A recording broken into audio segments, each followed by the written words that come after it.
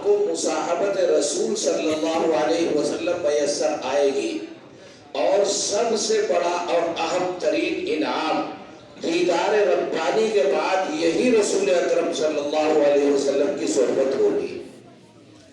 سارے عالم میں جتنے لوگ، جتنے مسلمان بستے ہیں، سب کی تگ و دو یہی ہے اور یہی ہونی چاہیے کہ رسول اکرم صلی اللہ علیہ وسلم کی مصاحبت اور دیدار ربانی کس طرح ہمیں میسر آ جائے۔ یہ زندگی سنور جائے، یہ آخرت سنور جائے، اصل انعام وہ ہے۔ اور اس کے علاوہ اس کا عکس اس دنیا میں انعام کی شکل میں، یعنی وہ وجوہات اور وہ اسباب اور وہ ذرائع اور وہ وسائل کہ جن کے ذریعے سے یہ مقام رفیع انسان کو میسر آتا ہے، وہ اللہ رب العزت نے ان کی جھلک اس دنیا میں عطا فرمائی ہے۔ میں سمجھتا ہوں کہ اللہ رب العزت نے یہ در و دیوار مدارس کی شکل میں یا مساجد کی شکل میں جو ہمیں عطا فرمائے ہیں، یہ اس کے اہم وسائل میں سے ایک وسیلہ ہے۔ اور ان وسائل میں اور ان مدارس میں اللہ رب العزت نے دارالعلوم وقف دیوبند کو ایک نمایاں اور اہم ترین مقام عطا فرمایا ہے۔ یہ جوڑ در جوڑ طلبہ کا ہر چہار جانب سے آنا، ان اکابر علماء سے نسبت قائم کرنا اور اس کو اپنے لیے باعث فخر سمجھنا اور اس کے ذریعے سے اللہ رب العزت کی رضا جوئی میں لگے رہنا، یہ اللہ رب العزت کا اہم ترین انعام ہے۔ پھر اللہ رب العزت کو جب متعین کرنا ہوا تو اللہ رب العزت نے حجت اللہ فی الارض حضرت الامام الاکبر مولانا محمد قاسم صاحب نانوتوی نور اللہ مرقدہ وبرد مرجعہ اور آپ کے رفقاء کار وہ تمام اکٹھے ہوئے اور دارالعلوم دیوبند کی بنیاد اس دیوبند جیسے قصبے میں رکھی گئی۔ دیکھتے ہی دیکھتے یہ ادارہ ایسا مقبول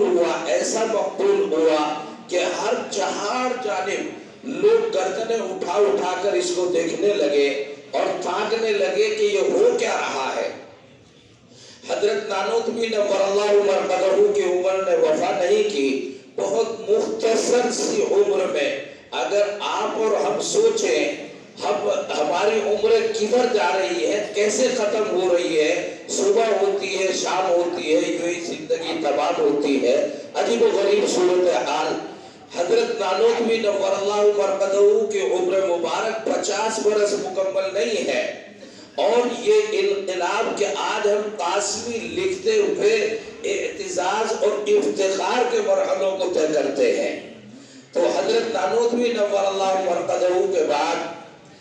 حضرت کے چشم و چراغ حضرت فخر الاسلام حضرت مولانا محمد احمد صاحب نور اللہ مرقدہ، آپ کے اہم امتیاز اور آپ کی اہم ترین خصوصیات اور آپ کا جلال اور آپ کا جمال وہ بے مثل ہے۔ اس کے بعد پھر حضرت حکیم الاسلام حضرت مولانا قاری محمد طیب صاحب نور اللہ مرقدہ، ان کو اللہ رب العزت نے ایک طویل وقت دارالعلوم دیوبند کے لیے عطا فرمایا۔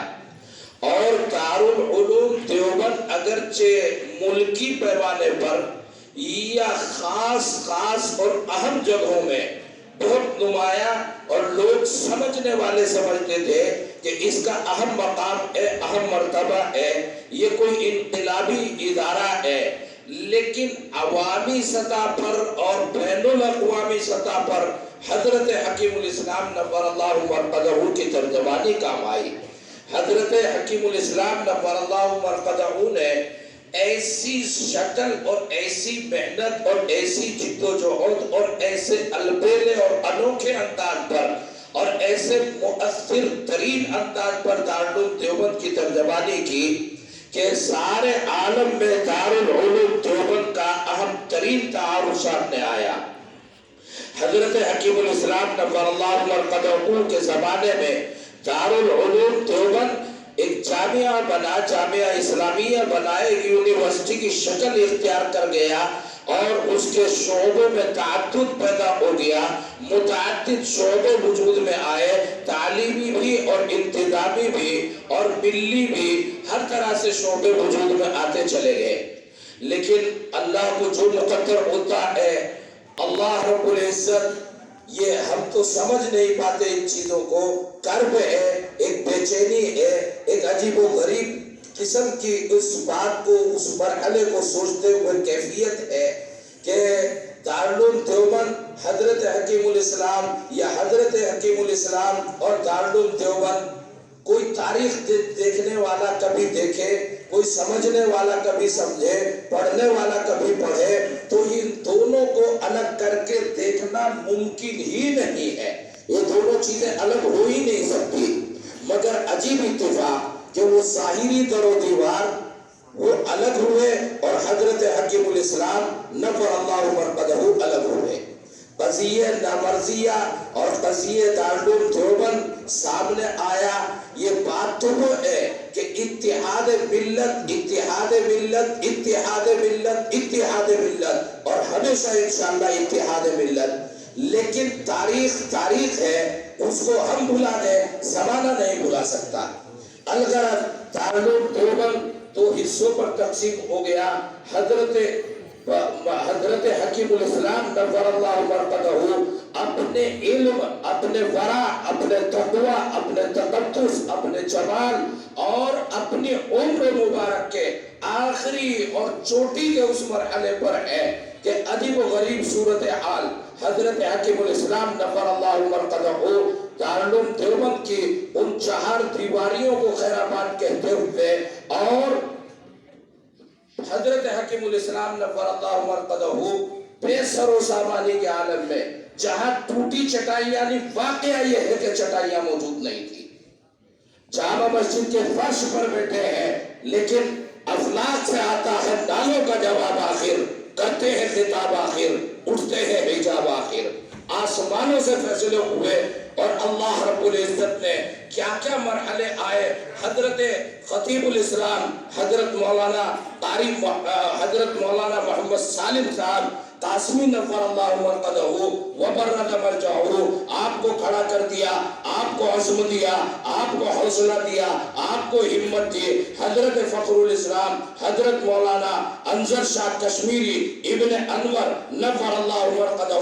آپ کھڑے ہوئے۔ حضرت مولانا محمد نعیم صاحب نور اللہ مرقدہ، حضرت مولانا خورشید عالم صاحب نور اللہ مرقدہ، اور رفقاء کار، یعنی دارالعلوم دیوبند میں انتہائی تجربے کار، اہم ترین، انتظامی، انصرامی، تعلیمی، ہر اعتبار سے جو انتظام و انصرام کی اہمیت رکھتے تھے، وہ یہاں پر آئے۔ اور آج آپ دیکھ رہے ہیں کہ دارالعلوم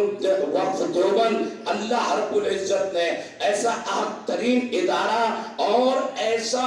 ہمہ جہد ہر شعبے میں کام کرنے کے لیے اللہ رب العزت عمر مبارک ہم عطا فرمائے۔ ہمارے محترم اور مکرم جناب مولانا ڈاکٹر محمد شکیب قاسمی دامت برکاتہم کو، جو نائب محتمم بھی ہے دارالعلوم وقف دیوبند کے، استاد حدیث بھی ہے، اور ہمہ جہد توجہ ان کی۔ میں ابھی سوچ رہا تھا کہ عجیب بات ہے،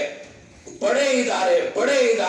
ادارے، جب ہم اداروں میں بڑے سن کر پڑھنے کے لیے آتے تھے تو ان اداروں کا مفہوم ہی یہ ہوتا تھا کہ حفظ، نادرہ، تجوید اور اول عربی، دوم عربی، یہ ہم خود مشورہ دیتے تھے طلباء کو، ساتھیوں کو،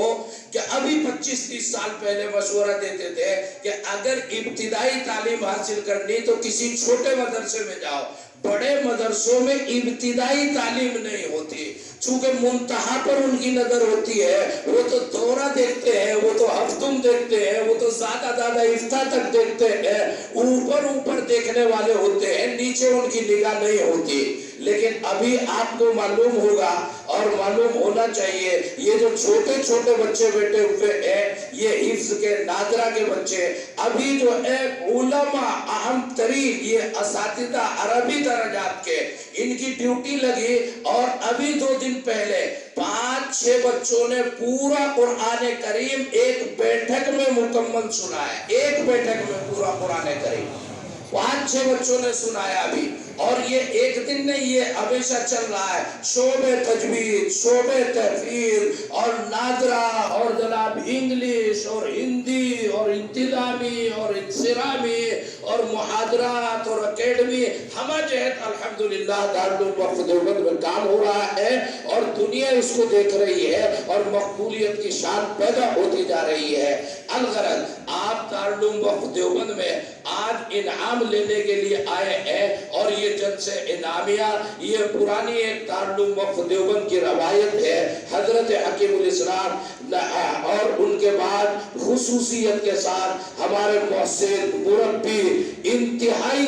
करम फरमा हजरत खतीबुल इस्लाम हजरत मौलाना मोहम्मद सालिम साहब कासमी नफ़रअल्लाहु बरकतहू व बर्रद मजाहू, ये मौका जब आता है, बाज़ मौक़े अहम होते हैं, निगाहें गोया उनको देख रही है, वो तशरीफ फरमा हुआ करते थे। उन्हीं के जानशीन मोहतरम हजरत नमूने असलाम हजरत मौलाना मोहम्मद सुफियान साहब कासमी दामत बरकातुहुम और मुहतमिम उस्ताद हदीस दारुल वक्फ देवबंद आज कायम मकामी करते हुए आपके सामने तशरीफ फरमा है,